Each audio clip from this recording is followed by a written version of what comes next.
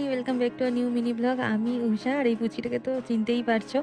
আর এখানে হচ্ছে পুজো দেওয়ার পরের মুহূর্ত, যেখানে আমি চুলগুলো গুটিয়ে নিয়েছি কারণ আমার অনেক গরম লাগছিল। আর এখানে একটু ঘুগনি মুড়ির যে আয়োজন করা হয়েছিল, কারণ অনেক বাচ্চারাও গিয়েছিল যাদের অনেক খিদে পেয়ে গেছিলো, পুজো দিতে অনেকটা দেরি হয়ে গেছিলো। তো পুজো দেওয়ার পরে সবাই খেতে বসে গিয়েছিল। আর এই যে মন্দিরের চারপাশটা, চারিদিকে ধু ধু করছে খালি জায়গা, মাঠ। মন্দিরের ভিতরে একটি কোটেশন লেখা ছিল যে নিজের বিপদের কথা শত্রুকে বলো না, কারণ সে মুখে দুঃখ প্রকাশ করবে আর মনে উল্লাস বোধ করবে।